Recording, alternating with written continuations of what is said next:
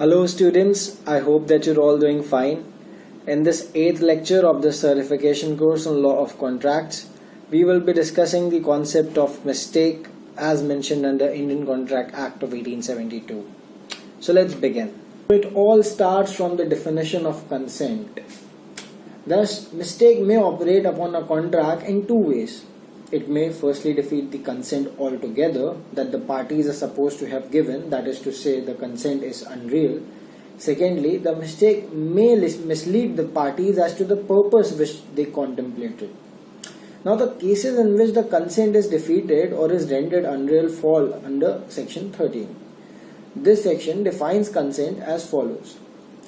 Two or more persons are said to consent when they agree upon the same thing in the same sense.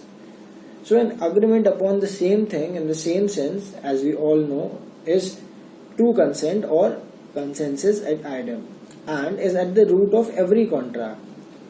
So much so that in Smith versus Hughes, the court held that it is essential to the creation of a contract that both the parties should agree to the same thing in the same sense. Thus, if two persons enter into an apparent contract concerning a particular person or ship, and it turns out that each of them, misled by a similarity of name, had a different person or ship in mind, no contract would exist between them. Now, what is the definition of mistake as provided under Indian Contract Act of 1872? So, where the mistake does not defeat consent but only misleads the parties, section 20 shall apply. So section 20, section 21, section 22, all of them deal with mistake, but they have some peculiarity in which we will be discussing. So this section provides where both the parties to an agreement are under a mistake as to a matter of fact essential to the agreement, the agreement is void. Further, it has an explanation that says an erroneous opinion as to the value of the thing which forms the subject matter of the agreement is not to be deemed a mistake as to a matter of fact. It has for the following illustrations. A agrees to sell B a specific cargo of goods supposed to be on its way from England to Bombay. It turns out that before the day of the bargain, the ship conveying the cargo had been cast away and the goods lost. Neither party was aware of these facts. The agreement is void. Illustration B. A agrees to buy from B a certain horse. It turns out that the horse was dead at the time of the bargain, though neither party was aware of the fact. Here too the agreement is void. Illustration C. A, being entitled to an estate for the life of B, agrees to sell it to C. Here B was dead at the time of the agreement, but both parties were ignorant of that fact and hence the agreement is void. Thus, we notice that section 20 will come into play in three scenarios. Number one, when both the parties to an agreement are mistaken. Number two, their mistake is as to a matter of fact, and number three, the fact about which they are mistaken is essential to the agreement. So as we move on, we notice that two of these points are further supplemented by sections 21 and 22. In that, section 21 emphasizes that mistake should be of fact and not of law. Section 21 says, effect of mistakes as to law. A contract is not voidable because it was caused by a mistake as to any law in force in India. But a mistake as to a law not in force in India has the same effect as a mistake of fact. Here the illustration is that A and B make a contract grounded on the erroneous belief that a particular debt is barred by the Indian law limitation. Here the contract is not voidable.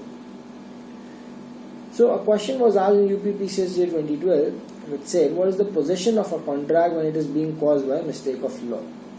Thus, as we all realize, the answer is not voidable. Now section 22 deals with a situation where only one party is mistaken. So it says that contract caused by mistake of one party as to a matter of fact. A contract is not voidable merely because it was caused by one of the parties to it being under a mistake as to a matter of fact. So while we're talking about matter of fact, what facts are exactly essential? The answer is naturally linked with the nature of promise in each case. So in the case of P. Kochudivesi versus State of Kerala, whereby the plaintiff was a wholesaler dealer under a rationing order, and he was entitled to transport charges variable according to distance for collecting goods from government godowns. He had paid at the rate applicable to a zone less than 25 miles in distance. The distance in fact exceeded 25 miles, but both parties were unaware of it. So as soon as the mistake was discovered, future payments were made according to the actual distance. Here the plaintiff's claim for the arrears up to the time of rectification was dismissed, the court saying that the mistake did not relate to an essential fact. Thus, essentiality depends upon each case, and in the above case the mistake related to a minor distance. The court felt that the fact would have become more important and essential to the contract if a longer distance had been involved. Now in UP Procedure 2015 we see the question where both the parties to an agreement are under a mistake as to a matter of fact essential to the agreement. The agreement is, as we just noticed, it is void. So speaking broadly, following facts are essential to every agreement. Number 1, the identity of the parties. Number 2, the identity and nature of the subject matter of the contract. Number 3, the nature and content of the promise itself. So we'll be talking about each of these broad ideas very thoroughly. So the first one is mistake as to identity. In that we see a subcategory of assumption of false identity. So there are cases where mistake as to identity occurs where one of the parties represents himself to be some person other than he really is. So as we notice in Jagannath versus Secretary of State for India, whereby a person called S, a brother of the plaintiff, represented himself as plaintiff and thereby induced a government agent to contract with him. Here, the court, finding that the government's agent was deceived by the conduct of the plaintiff and his brother as to the person with whom he was dealing, held that there was no valid contract. The defendant's agent intended to contract only with S's brother and not with S, and S knew this. In the above case, the government's offer was meant for S and his brother posing as S accepted it. So this prevented real consent. It means that an offer which is meant for one person cannot be accepted by another. Now there are cases where mistake is caused by takeover of business. So in Bolton versus Jones, the mistake arose naturally in the course of business, whereby the plaintiff had taken over the business of one Brocklehurst, and the defendant used to deal with Brocklehurst and not knowing of the charge sent him an order for certain goods. This order was received by the plaintiffs who sent the goods, and the defendant came to know of the charge only when he received an invoice, and by that time he had already consumed the goods. So here the defendant had a set off against Brocklehurst and therefore refused to pay the price. Thus the plaintiff sued him. Now the court held, now the rule of law is clear, that if you propose to make a contract with A, then B cannot substitute himself for A without your consent and to your disadvantage, securing to himself all the benefit of the contract. When anyone makes a contract in which the personality, so to speak, of the particular party contracted with is important for any reason, whether because it is to write a book or paint a picture or do any work of personal skill, or whether because there is a set off due from that party, no one else is at liberty to step in and maintain that he is the party contracted with. So mistake of identity can also be caused by fraud, and the principle of the aforesaid case found further support in the case of Hardman versus Booth, whereby the plaintiffs, meaning to deal with Thomas Gandel and Sons, went to their office and took an order from a person who represented himself to be a partner in the firm. He told the plaintiffs that the goods should be sent in the name of Edward Gandel and Sons. He received the goods, carried them away and sold them to the defendant, who was a bona fide buyer.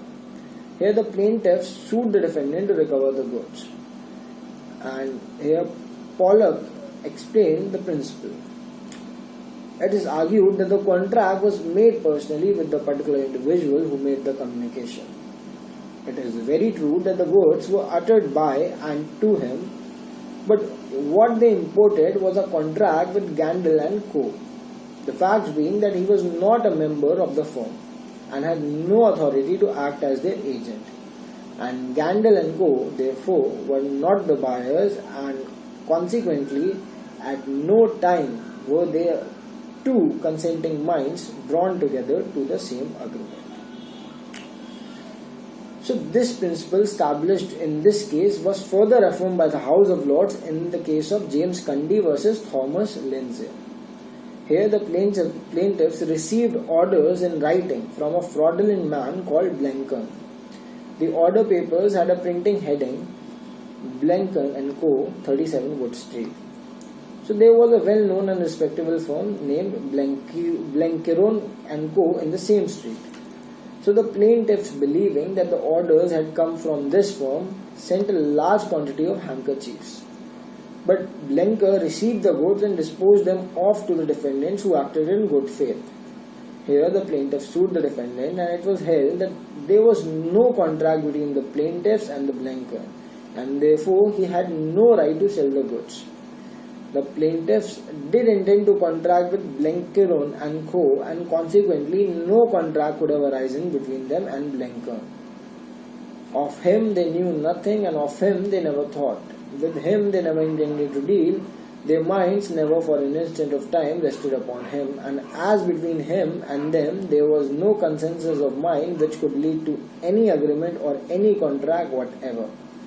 As between him and them there was merely one side to a contract, whereas in order to produce a contract, two sides would be required. Now we're talking about identity and mistake. We must discuss the distinction between identity and attributes. In that, a distinction has been made for this purpose between a person's identity and his attributes, and a mistake about the latter has been held to not avoid the agreement. So there can be a mistake of identity only when a person bearing a particular identity exists within the knowledge of the plaintiff. This idea is very important. And the plaintiff intends to deal with him only. So if the name assumed by the swindler is fictitious, there will be no mistake of identity. For instance, in King's Norton Metal Co. Limited versus Edridge Merritt & Co. Limited, whereby a man named Wallace adopted the name of Hallam & Co., a non-existing firm, and by letter placed order for some goods with the plaintiffs, who complied with the order by sending the goods. Here Wallace sold the goods to the defendants who acted in good faith, and the plaintiffs sued the defendants for the value of the goods.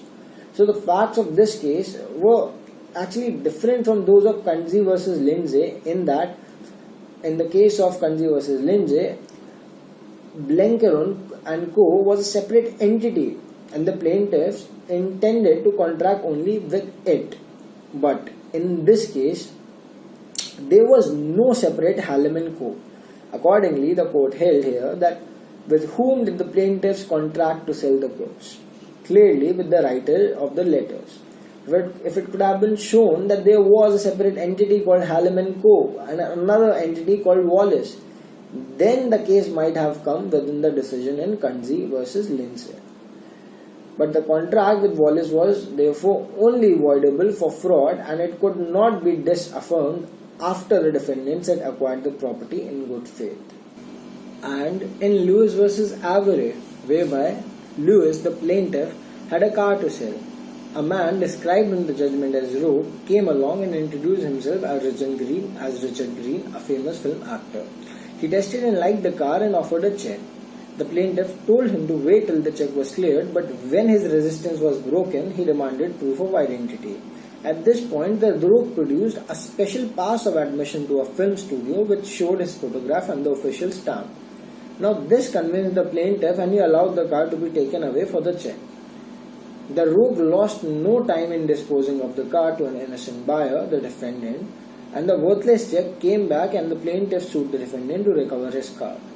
In this case, the Court of Appeal held that the car was delivered under a contract voidable by reason of the fraud, and the contract having not been avoided before the car passed into the hands of an innocent buyer, he acquired a good title.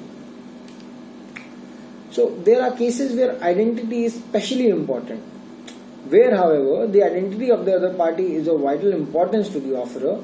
A mistake as to identity will prevent an agreement from arising. So the importance of identity must depend upon the nature of the promise in each case. In said versus but, for example, where the plaintiff knew that on account of his adverse criticism of some members of a theatre, he would not be allowed to be present at the first appearance, to be present at the first performance of a play at the theatre, and a ticket was obtained for him by one of his friends without disclosing that it was for him. But the defendant, the managing director of the theatre, refused him admission on the night in question, and the plaintiff sued him for inducing breach of contract. But it was held that there was no contract between him and the theatre. And why so?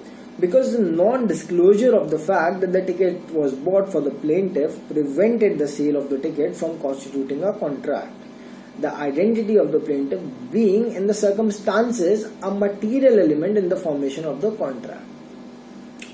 Further, another illustration is Stoller versus Potter, whereby the defendant was convinced for permitting disorderly conduct in a cafe, and she subsequently assumed a false name and obtained from the plaintiff a lease of premises in the same neighborhood with a view to conducting a restaurant therein. Here the plaintiff contended that if he had known her true identity, he would never have granted the lease, and the same was therefore void for mistake. So it was held that the consideration of the person with whom the plaintiff was entering into the lease was a vital element in that agreement, so that the plaintiff having been mistaken with regard to the identity of the defendant, the lease was void ab initio. Now that we have completed the first subtopic under this given topic, we are going to discuss mistake as to subject matter. So another fact essential to every agreement is the identity or quality of the subject matter of the contract. So mistake as to subject matter may take various forms, one of which is non-existent subject matter. In the first place, the subject matter may have ceased to exist before the contract was made. And this is what we mean when we say non-existent subject matter. So something like this happened in the case of Gustavus Couturier versus Robert Hastie, whereby the defendant was employed to sell the plaintiff's cargo, which was on voyage. After the defendant had sold the cargo to a third person, it was discovered that the cargo, having been damaged by bad weather, had been sold at an intermediate port. And the buyer repudiated the contract, and the defendant, being a Del Credre agent, was sued for the price. But he was not held liable. So Lord Cranworth said that the contract plainly imports that there was something which was to be sold at the time of the contract and something to be purchased. But as the goods had been totally lost before the contract was made, the contract was actually void ab initio, that is, void from the beginning. And on the same principle, the sale of a horse, which unknown to the parties was dead at the time of the bargain, and the sale of the life estate of a person who unknown to parties was dead at the time of the sale, would be void. Another important subtopic under this category is that of mistake as to title or rights. So in Cooper versus Phipps, and make a point of this case law, students, because we are going to discuss it in an answer to come. So in Cooper versus Phipps, where an uncle had told his nephew, not intending to misrepresent anything but being in fact in error, that he, that is the uncle, was entitled to a fishery, and the nephew, after this uncle's death, acting in the belief of the truth of what the uncle had told him, entered into an agreement to rent the fishery from the uncle's daughter, whereas it actually belonged to the nephew himself. So here the House of Lords held that the mistake was such as not only to make the agreement voidable, but also to be set aside on such terms as the court thought fit to impose. Further, as held in Rani Kunwar versus Madhu Baksh, no contract would follow where, though the buyer is not the owner, the vendor also does not have the right to sell, and the parties have mistakenly believed that he has the right.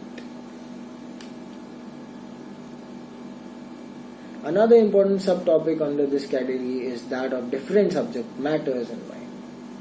So where the parties, due to a reasonable mistake of fact, have different subject matters in mind, the agreement will be void for want of true consent. As for example, in Raffles versus Wichelos, another important case law which we are going to discuss further.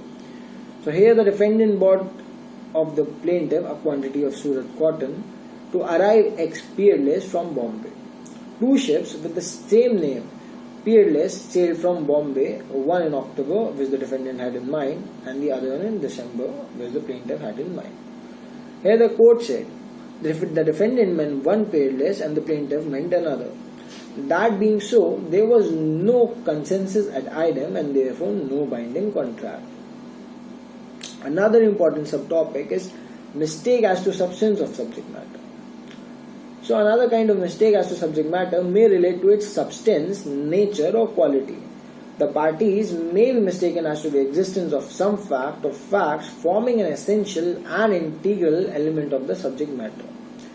And the decision of the Privy Council in Sheikh Bros Limited versus Oshner on appeal from Kenya and decided under Section 20 of the Indian Contract Act provides an instructive illustration.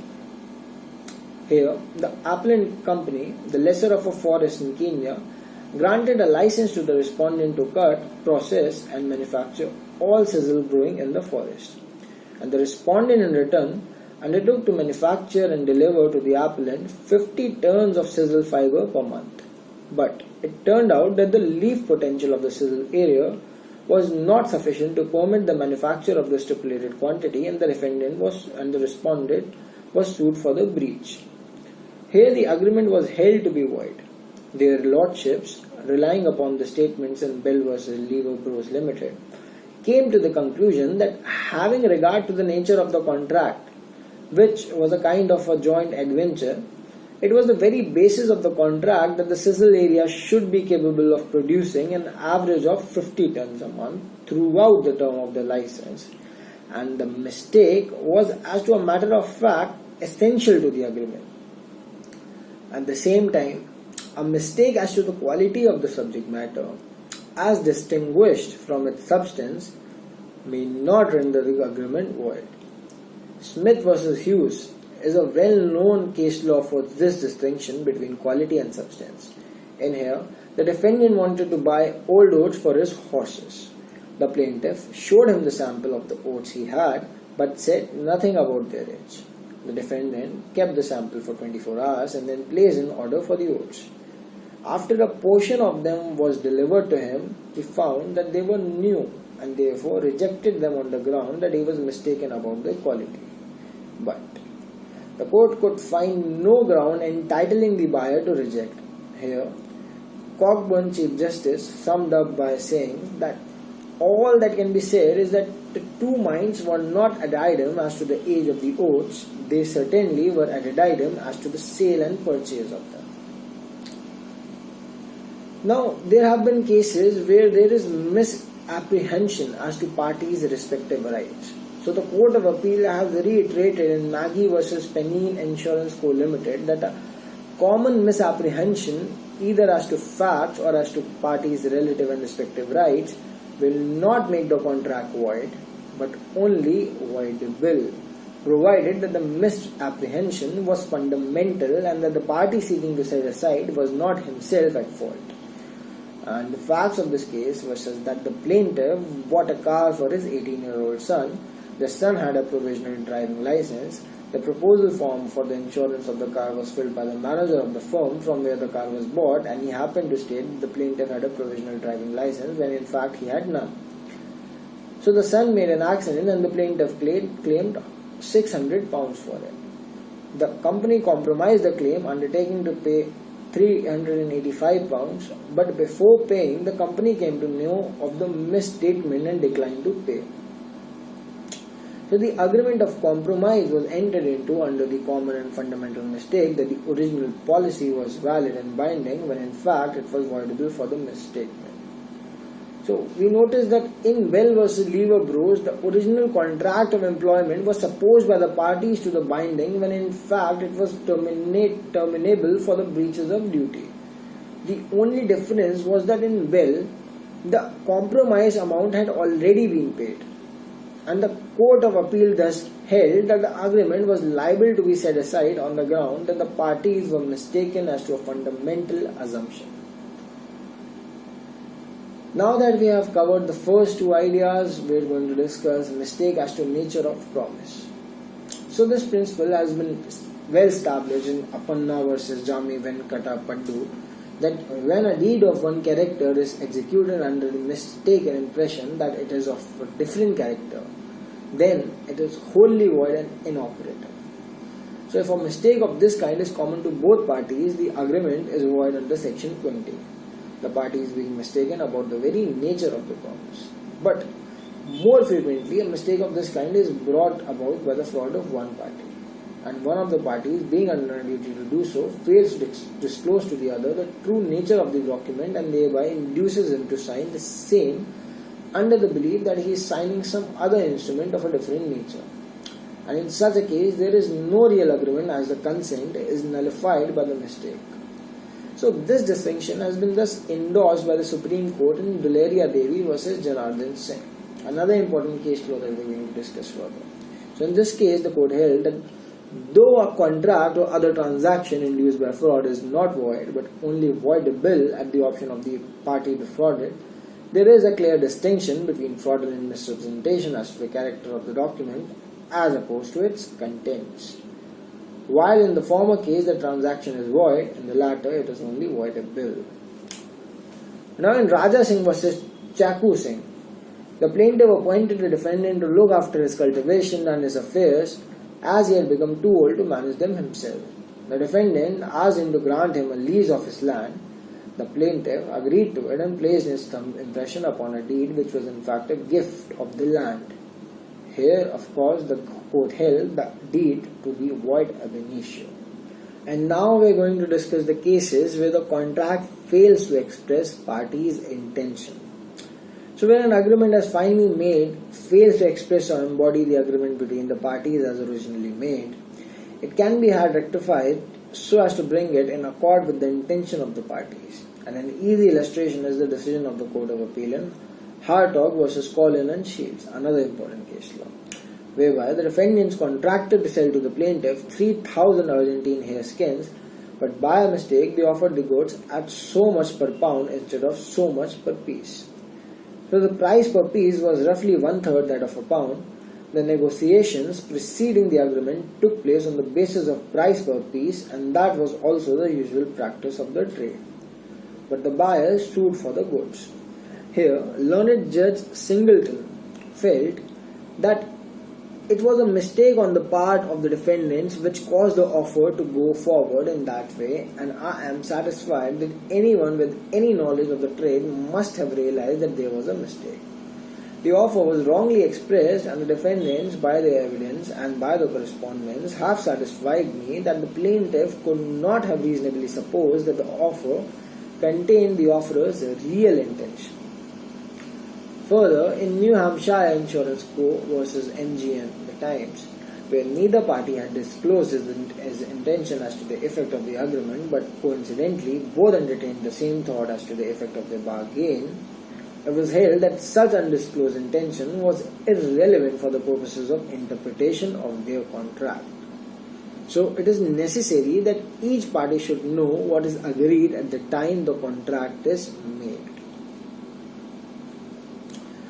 So there are cases where documents are mistakenly signed, or cases of non est factum. So the defense of non est factum enables a person who has signed a contract to say that it was not his document because he signed it under some mistake. And this given doctrine was evolved by the court in Nuruddin versus Umar Rathu Bibi. To relieve illiterate or blind people from the effect of a contract which they could not read and which was not properly explained to them. But then again, this principle, like many other principles in different laws, subsequently it was extended to others. And this extension, it occurred through the judgment of Justice Biles in Foster versus Mackinnon, which again is a very famous case law.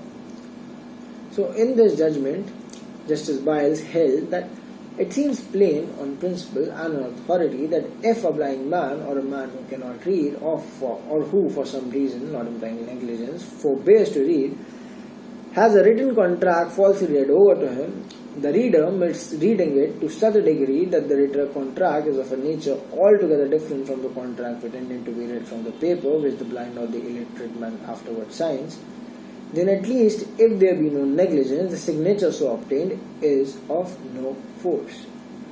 and it is invalid not merely on the ground of fraud, where fraud exists, but on the ground that the mind of the signer did not accompany the signature. In other words, that he never intended to sign and therefore in contemplation of law never did sign the contract to which his name is appended. So here the learned judge did not make any distinction between mistake as to the nature or character of the contract as opposed to its terms, for in the later part of his judgment he said, but the position that if a grantor or conveyantor be deceived or misled as to the actual contents of the deed does not bind him, is supported by many authorities. And the facts of this case was that a person was induced to sign the back of a paper, the face of which was not shown to him. And he was told that it was an ordinary guarantee, the like of which he had signed before and under which no liability came to him, when in fact the paper was a bill of exchange and he was sued by a holder in due course as an endorser. And thus, the court held that the defendant never intended to sign that contract or any such contract. He never intended to put his name to any instrument that then was or thereafter might become negotiable. He was deceived not merely as to the legal effect, but also to the actual contents of the document. It was as if he had written his name on a sheet of paper for the purpose of franking a letter, or in a lady's album, or on an order for admission to the temple church, or on the flyleaf of a book. And there had already been, without his knowledge, a bill of exchange or a promissory note payable to order inscribed on the other side of the paper. After this judgment, the Supreme Court of India considered the principle of Foster versus McKinnon in Ningawa versus Bhairappa Shidappa Hirekurabar and concluded on the fact that where a husband obtained the signature of his wife to a gift deed without making any misrepresentation as to its character, but subsequently included 2 more plots in the deed, the transaction was only voidable and not void. And lastly, on this subtopic, in Grasim Industries Limited versus Agarwal Steel, the Supreme Court did not approve the finding of the arbitrator that the signature was mistakenly affixed on the document and therefore not binding. The court said that when a person signs a document, the presumption is that he has read the document properly and understood it, and only then affix his signatures unless there is a proof of force or fraud. So such a presumption is stronger in the case of businessmen. There was no allegation of force or fraud in the present case. Now that we have discussed mistake, we are going to talk about the limitations that it has in all contexts. So, to begin with, mistake operates to avoid an agreement subject to the following limitation, the first one of which is mistake of both parties. So, under section 20, an agreement is void by reason of mistake when both parties are mistaken as to a matter of fact essential to the agreement. This is further supplemented by the declaration in section 22 that a contract is not voidable merely because it was caused by one of the parties to it being under a mistake as to a matter of fact. Thus, is in Aikam Angahal Singh versus Union of India, where the government sold by auction the right of fishery and the plaintiff offered the highest bid under the impression that the right was sold for 3 years, when in fact it was only for 1 year, he could not avoid the agreement because it was his unilateral mistake. On this particular topic of unilateral mistake, we are going to discuss this case further. So, as to what is the nature of unilateral mistakes as provided under section 22 of the Indian Contract Act would be best explained by the case of Haji Abdul Rahman Allah Rakhia versus Bombay and Persia Steam Navigation Company. So, the plaintiffs chartered a steamer which was to sail from Jeddah on 10th August 1892. The plaintiffs believed that 10th August 1892 corresponded with the 15th day after the Hajj. The defendants had no such belief and contract only with respect to English date. The plaintiffs subsequently discovered that the belief was mistaken in as much as 15 days after Hajj fell on a different day, and on the basis that they sued the defendants for rectification of the charter party. So here the court held that it was a unilateral mistake and the plaintiffs were not entitled to any relief. But it should be borne in mind that where the mistake, even if it is of one party only, has the effect of nullifying consent as defined in section 13, no contract will arise. Because there is no real consent where mistake prevents the parties from coming to an agreement upon the same thing in the same sense. And thus, for an agreement to be avoided on the basis of a unilateral mistake, it must be shown first that one party erroneously believed that the document sought to be rectified contained a particular term or provision, or possibly did not contain a particular term or provision which mistakenly it did not contain. And secondly, that the other party was aware of the omission or the inclusion and that it was due to a mistake on the part of one party. And thirdly, that the party who was aware of the mistake omitted to draw the mistake to the notice of the other party, and there must be a fourth element involved, namely that the mistake must be one calculated to benefit one party.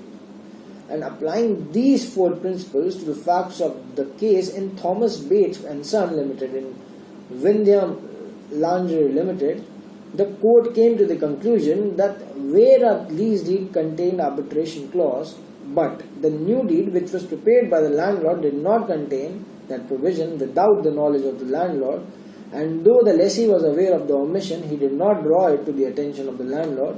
Here, the landlord was entitled to seek rectification of the document for inserting arbitration clause. So, common mistake will definitely render the agreement void if the parties are mistaken about the existence of the subject matter. And this type of mistake has occurred in Courtier versus Hasty, where the subject matter unknown to the parties was extinct at the time of the agreement. Now coming to the second category of limitations, that is erroneous opinion about value of subject matter. So we notice that the explanation to section 20 provides that an erroneous opinion as to the value of the thing which forms the subject matter of the agreement is not to be deemed a mistake as to a matter of fact. And in Kochavarid versus Mariappa, whereby a property which was subject to a subsisting lease was sold, and the lessee had the right to receive value of the improvements, but the agreement of sale was silent about this. Here, the buyer wanted to have the agreement set aside on the ground of mistake about this right. But the court held that there was no mistake, and that even if there was a mistake, it was not, as to a matter of fact, essential to the agreement for sale. It could only be an erroneous opinion which the parties had formed as to the real value of the subject matter, and would not to be deemed a mistake vitiating the agreement. Then another limitation is seen in the idea of mistake of fact and not of law, whereby mistake should be of fact and not of law, as we already know, for section 21 declares that a contract is not voidable because it is caused by a mistake as to any law in force in India. The section carries an illustration that A and B make a contract grounded on the erroneous belief that a particular debt is barred by the Indian law of limitation. The contract is not voidable.